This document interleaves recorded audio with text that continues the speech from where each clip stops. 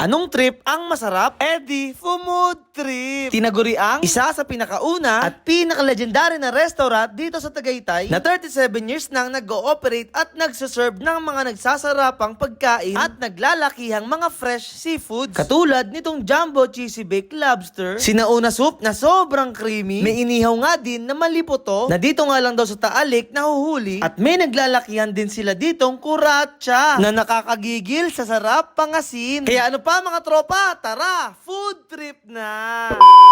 At dahil nga, nag-crave na naman ako sa seafood paluto, kaya napadayo pa ako dito sa Tagaytay City dahil nabalitaan ko kasi mga tropa na dito daw matatagpuan ang pangmalakasang kainan at isa sa pinakamatandang restaurant na nagsaserve ng naglalakihang mga fresh seafood na itinayo nga noong 1978 at ngayon ay 37 years na silang nag-ooperate. At ang maganda pa dito mga tropa, wala silang cooking charge kapag nagpaluto ka. So yun nga mga tropa, at nandito nga tayo ngayon sa Tagaytay City at dinayo ko nga dito yung sinauna manukan at fresh seafoods dahil nabalitaan ko nga mga tropa na talagang nagsasarapan dito yung mga pagkain nila at talagang fresh pa.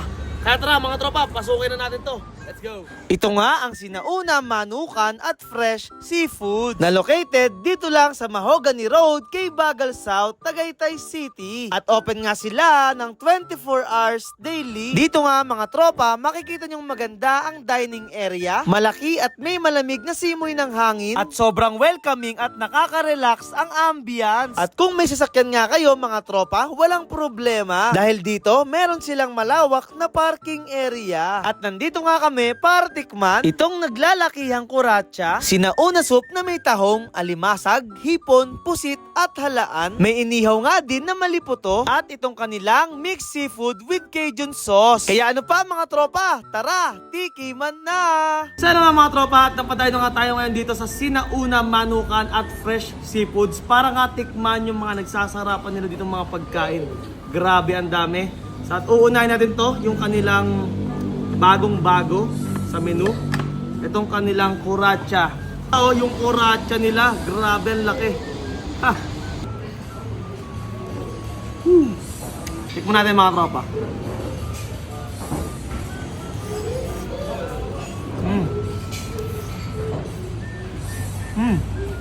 Messy sa kainin. Pero yung lasa, ang sarap. Sa lasa ng kuratsa nila mga tropa, malalasap mo yung pagka-fresh ng seafood niya, tapos mabatter. Panalong-panalo yung lasa mga tropa. Sa mga tropa, ito naman yung sunod nating titikman, yung kanilang sinauna seafood soup. Lagyan natin ng soup. Wow. At hipon, tsaka ano, may hipon, may tahong, may pusit, may halaan. Lahat na ng seafoods nandito mga tropa. Tikman mo natin yung soup mga tropa. Creamy oh. Kumalan. Ang sarap. Sobrang malasa mga tropa.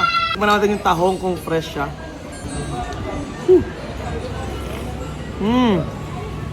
Ang sarap. Lasang-lasa mo. Yung ka-creamy na medyo matamis siya. Tapos fresh yung tahong mga tropa. Sarap nito. Yung hipon nila oh. Ang laki. Tikman din natin.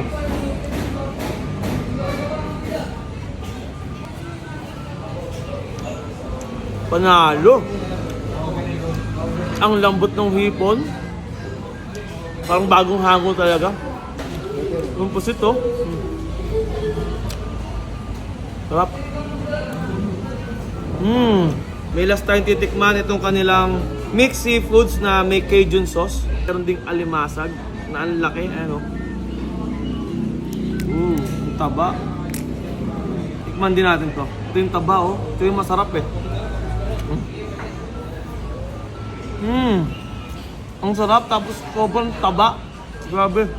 Pa sa lasa ng Cajun sauce nila dito, talagang alam mong sila lang may ganong lasa, nakakaiba. Tapos ayun, Korean sauce yun eh, yung Cajun sauce. Kaya masarap mga tropa. Ayun o, pusit o, grabe. Tikman natin. Ang lambot. Tapos meron pa sila ditong tahong. Wow.